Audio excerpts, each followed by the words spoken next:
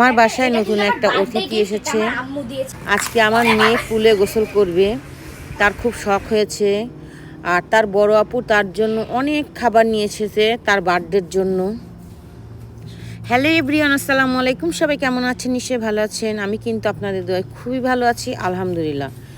11 September আমার ছোটো মেয়ের বার্থডে। তা ইসলামিক তো বার্থডেতে পালন করা ঠিক না, তো বাচ্চা মানুষ ছোট কেক কাটবে, জাস্ট এটাই শুধু কেক কাটার জন্য। তো আরও অনেক কিছু খাবার পছন্দ করে, সেগুলো আমার বড় মেয়ে নিয়ে এসেছে আমার ছোট মেয়ের জন্য। তা সেগুলো এনে বলছে, আম্মু আমি এগুলো নিয়ে এসেছি, ওকে দাও কেটে। তো এই বার্গারটা নাকি সেই ফেমাস, যে দোকান থেকে কেকটা কিনে নিয়ে এসেছে সিরিয়াল দিয়ে কেক কিনতে হয়। তো আমি যাইনি, আমার ছোট মেয়ের বড় মেয়ে গিয়েছিল। তারপর সবাই বলছে ওখানে বার্গার নাকি খুবই পছন্দ। তো আমার মেয়ে 2 কালারের 2টো বার্গার নিয়ে এসে 2 রকমের টেস্ট তো নিয়ে আসছে। নিয়ে আসার পরে আমার বড় মেয়ে বলছে, আম্মু কাটো, আমরা সবাই খেয়ে দেখি এটা কেমন। তো আমার কাছে দেখতে কিন্তু সেই লাগতেছে, এখন কেটে বোঝা যাবে যে এটা টেস্ট কেমন। তো আমরা তো 4 জন 4 ভাগ করছি করে, সত্যি কথা বলতে কি যে এই ফ্লেভারেরটা এত মজা ছিল, এত মজা।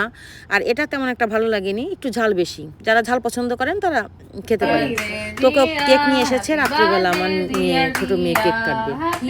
আসলে 11 তারিখ ছিল, 10 তারিখে রাত্রেবেলা কেটে ফেলছে কেকটা। কাটার পরে 2 বোনে তো সেই কেক কাটা নিয়ে সেই ও ওকে খাওয়াবে, ও ওকে খাওয়াবে।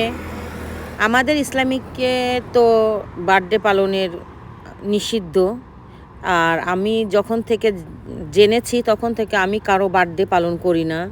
জাস্ট ছোট বাচ্চারা খুশি হবে আর ওরা ভালো লাগে তাই। আর আমার বাসায় কোনো গেস্টও নাই, আমরা মাত্র 4 জনই।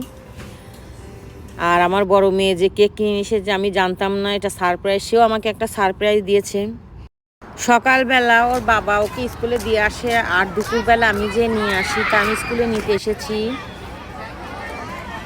এই কারণে খাবার ছাড়া বার্থডে লাস্টে যে বসে সবাইকে জোর বার্থডে গান গাও। আমি প্রথমবার বার্থডে সবাই গান গাচ্ছিল আর আমি অনেক খুশি। এখান থেকে পার হই না, আসো। গুড আফটারনুন, কেমন আছো সবাই? আশা করি সবাই ভালো আছে, আমি অনেক ভালো আছি আলহামদুলিল্লাহ। আজকে হচ্ছে 11 সেপ্টেম্বর, আজকে হচ্ছে আমার বার্থডে। আর আমি চাই যে আপনারা সবাই আমার জন্য দোয়া করুন আর আমার পাশে থাকুন। আজকে ওর বার্থডে উইশ করলো সবাইকে। তা ওর শখ হচ্ছে যে ছোট্ট একটা বিড়াল আনবে। আমার বাসায় কিন্তু 2টা বিড়াল আছে, আপনারা সবাই জানেন। আর ছোট্ট একটা বিড়াল আনবে, তা এক আপুর কাছ থেকে আমি ছোট্ট বিড়ালটা নিয়ে এসেছি। ওর বয়স হচ্ছে 2 সপ্তাহ। আর ও হচ্ছে এই সুইমিংয়ে গোসল করবে, তাই এটা কিছুদিন আগে গোসল করছিল, নোংরা হয়ে গেছিলো। এটা পরিষ্কার পরিচ্ছন্ন করে আবার নিয়ে এসে পানি ভরতেছে, গোসল করবে সেজন্য। বলছে, আম্মু আজকে তুমি আমাকে ভিডিও করো। এত দুষ্টমি করতেছে। আজকে যে ও কতটা দুষ্টমি করতেছে কিছু বলা যাবে না। আজকে ওর জন্মদিন, তো কিভাবে কি করতেছে আপনাদের সাথে আমি শেয়ার করলাম।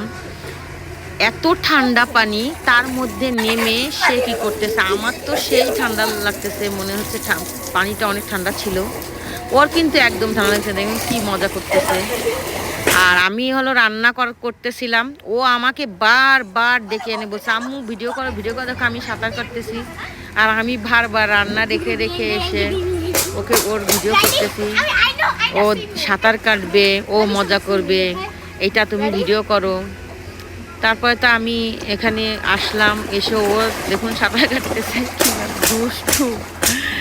এর ভিতরে বলে সাঁতার কাটা যায়, তা বলছে আমার সাথে ভিডিও করা। তারপরে সে নাক বন্ধ করে কতক্ষণ নিঃশ্বাস নেওয়া যায়, তাই ও নিঃশ্বাস নিচ্ছে।